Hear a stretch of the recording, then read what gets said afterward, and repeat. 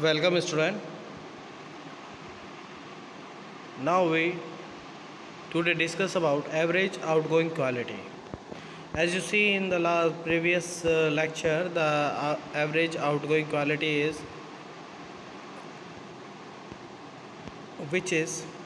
it represents the average defective in an outgoing product after inspection, including all aspect and all reject lot which have been 100% inspected and defective replaced by non-defectives. So for a given fraction defective, the lot accepted as a result of first sampling inspection will have a fraction defective P dash. The reject lot are subjected to 100% inspection and rectification. Rectification means defective article are either replaced or corrected. The AOQ will therefore be less than P dash. So n, small n is a sample size, capital N is the lot size, K number of the lot submitted for acceptance, P dash fraction defective, PA probability of acceptance, 1 minus PA probability of rejection. Then the proportion of lot accepted is PA multiplied by K, यानी probability of acceptance multiply number of lot submitted for acceptance. Proportion of lot rejected, it is K multiplied by 1 minus PA, which are subjected to 100% inspection and rectification. Number defective originally represent in K lot is K multiply N multiply P dash. Number of defective in an outgoing lot is simply P dash, put the value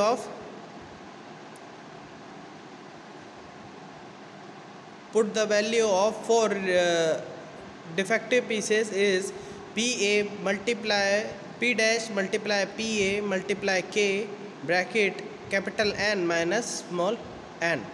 Total number of defective is when it is sum with K n multiply 0. The final equation is AOQ is equal to P bracket में capital N minus small n plus K small n multiply 0 upon K n. This is the average outgoing quality. If the sample size is much less as compared to lot size, AOQ is equal to PA multiply P dash. The calculation of average outgoing quality give the expected quality in long run. Over a short period, the outgoing quality may be better or worse than the long run average. If the sample size is much less as compared to kit size, so EAQ we know that is PA multiply P dash. The calculation of average outgoing quality gives the expected quality in long term. Over a short period, the outgoing quality may be better or worse than the long run average. Now AOQL, average outgoing quality limit.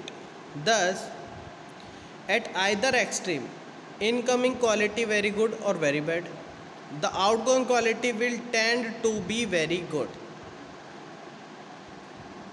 हमारे पास जो incoming quality आ रही है वो अच्छी या बुरी कैसी भी हो सकती है, पर जब हम उसको क्या करेंगे आउटगोइंग में दे रहे हैं तो वो कैसी होनी चाहिए, बहुत अच्छी होनी चाहिए. Between these extremes in the point at which the percent of defective in the outgoing product will reach its maximum,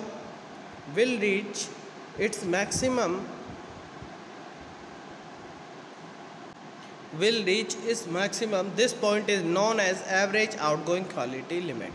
यानी कि ये वो पॉइंट है जिसके बाद अगर डिफेक्टिव जितना हम एक्सपेक्ट कर सकते हैं, एक्सेप्ट कर सकते हैं कि भाई हम लोड को एक्सेप्ट कर लेंगे, हमारे इंस्पेक्शन में जो डिफेक्टिव है इतना हम टैकल कर सकते हैं. जैसे मान लीजिए 100 हमारे पास पीस है, उसमें से हमारे पास 5 कैसे डिफेक्टिव है तो हम एक्सेप्ट कर लेंगे लोड को, ठीक है. लेकिन अगर उससे ज़्यादा है तो फिर वो क्या हो जाएगा, पूरा लॉट रिजेक्ट हो जाएगा. Therefore AOQL is the maximum possible value of the average percentage defective in the outgoing product after inspection and rectification. For acceptance rectification scheme, the OC curve is used, but for rectification scheme, the curve of AOQ plot against P dash is used. Now, sampling plans. Sampling plans may be grouped into three categories. First, a single sampling plan. When a decision on accepting or rejecting of a lot is made on basis of only one sample, the acceptance plan is known as single sampling plan. In a single sampling plan, three numbers are specified: n, lot size from which the sample is drawn; small n, sample size; C, acceptance number. First हम क्या करते हैं, inspection करेंगे n pieces का. इस pieces में दो condition होगी, या तो एक्सेप्टेंस लिमिट को एक्सीड कर जाएगा या एक्सीड नहीं करेगा. जब एक्सीड नहीं करेगा तो ये एक्सेप्टेड हो जाएगा लॉट, अदरवाइज क्या हो जाएगा, रिजेक्टेड हो जाएगा. Now double sampling plan. In double sampling plan the decision और एक्सेप्टेंस और rejection of a lot is based on two samples. A lot may be accepted at once if the first sample is good enough, or rejected at once if the first sample is the bad enough. If the first sample is neither good enough or not bad enough, the decision based on the evidence of first and second sample combined. क्या हुआ कि अगर first sampling plan में हमने जैसा देखा single sampling plan में कि भाई अगर थोड़ा सा भी उसके अंदर डिफेक्ट हुआ, मान लीजिए हमने जो सैंपल उठाया वही डिफेक्टिव था बस, तो उसकी वजह से क्या हुआ, पूरा लॉट क्या हो जा रहा है, हमारा रिजेक्ट होकर जा रहा है. तो हमने क्या करा, डबल सैम्पलिंग प्लान इंट्रोड्यूस किया. इसके अंदर हम लोग क्या करते हैं कि आप डायग्राम में देख सकते हो, सबसे पहले N1 पीसेस लिए सैंपल के लिए, इसकी सैम्पलिंग की गई.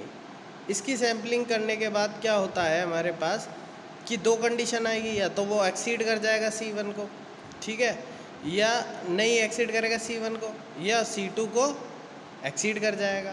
ठीक है ना, यहाँ पे C1 C2 एक्सेप्टेंस नंबर है, ठीक है ना, एक्सेप्टेड लॉट का है, और C2 है रिजेक्टेड लॉट के लिए है. आफ्टर मान लीजिए हमारा दोनों के बीच में आ गया, C1 और C2 के बीच में, अब क्या करेंगे हम, तो हम क्या करेंगे, फिर सेकंड सैंपल निकालेंगे N2. अब हमारे पास दो सैंपल हो गए, N1 और N2, दोनों का इंस्पेक्शन किया. फिर हम देखेंगे कि जो हमारा एक्सेप्टेड लॉट है C2 के लिए एक्सीड हो रहा है या नहीं हो रहा है, या फिर एक्सीड हो गया. अगर एक्सीड हो गया है तो रिजेक्ट हो जाएगा, अदरवाइज़ वो एक्सेप्टेड हो जाएगा. ठीक है. नेक्स्ट है हमारा मल्टी सैम्पलिंग फेज में क्या करेंगे हम लोग, इसी में क्या करेंगे, अगर इन दोनों के बीच में C1 C2 के बीच में आ जाता है तो फिर हम थर्ड को लेंगे, फिर उसके लिए एक्सेप्टेंस नंबर को चेक करेंगे और देखेंगे कि क्या वो एक्सीड कर रहा है या नहीं कर रहा है C3 को, फिर नेक्स्ट को करेंगे. तो ये मल्टीपल सैम्पलिंग प्लान में हम लोग क्या करते हैं, कंटिन्यूस प्रोसेस को आगे बढ़ाते जाते हैं. ठीक है, जैसा आप डायग्राम में देख रहे हैं, इसमें टेबल में देख रहे हैं आप लोग कि N1 सैंपल लिया है, इसका एक्सेप्टेंस नंबर 1 था, रिजेक्शन नंबर R1 था. नेक्स्ट में हमने सेकंड में क्या करा, N2 सैंपल ले लिया. अब हमारे पास दो सैंपल है N1 N2, इनके लिए एक्सेप्टेंस नंबर C2 है. फिर ऐसे ही चेंज करते करते हमारे पास थर्ड आ जाता है, इसमें N3 सैंपल लिया है, और फिर हमारे पास 3 सैंपल हो जाते हैं, N1 + N2 + N3, और एक्सेप्टेंस नंबर हो जाता है 3. ठीक है, एक्सेप्टेंस नंबर 3 के बीच में अगर आ रही है, ना तो एक्सीड हो रही है और ना उससे कम है, तो उसके बीच में आने पर हम फोर्थ लेंगे, N4, N1 + N2 + N4, N3 + N4. इसके लिए एक्सेप्टेंस नंबर C4 हो जाएगा, और फिफ्थ के लिए C5 हो जाएगा.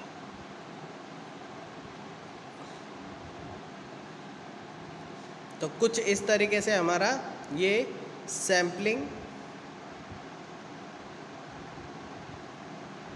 ये हमारा सैम्पलिंग प्लान्स 3 कैटेगरी में हम डिवाइड किया है, single sampling plan, double sampling plan और मल्टीपल सैम्पलिंग प्लान. ठीक है, तो फर्स्ट सैम्पलिंग प्लान में एक ही सैंपल लेते हैं हम, जिसमें हम एक्सेप्टेंस लिमिट को देखते हैं, एक्सेप्ट हो रही है या रिजेक्ट हो रही है। दूसरे में डबल सैम्पलिंग प्लान होता है, जिसके अंदर हम लोग क्या देखते हैं कि पहले फर्स्ट सैंपल से चेक करते हैं, अगर फिर भी हमको अच्छा रिजल्ट नहीं मिल रहा है, यानी कि हमारा कुछ ना कुछ डिफेक्टिव आ रहा है या फिर एक्सेप्टेड भी हो सकता है वो, तो ज़्यादा कन्फ्यूजन क्रिएट नहीं हो, इसलिए हम दूसरा सैंपल को चेक करते हैं। और अगर फिर दूसरे सैंपल में भी यही प्रॉब्लम आ रही है तो हम लोग क्या करेंगे, तीसरा लेंगे, तीसरे में भी आ रही है, चौथा लेंगे, तो वो हो जाएगा मल्टीपल सैम्पलिंग प्लान। तो ये हमारे पास कुछ सैम्पलिंग प्लान्स होते हैं। Thank you very much.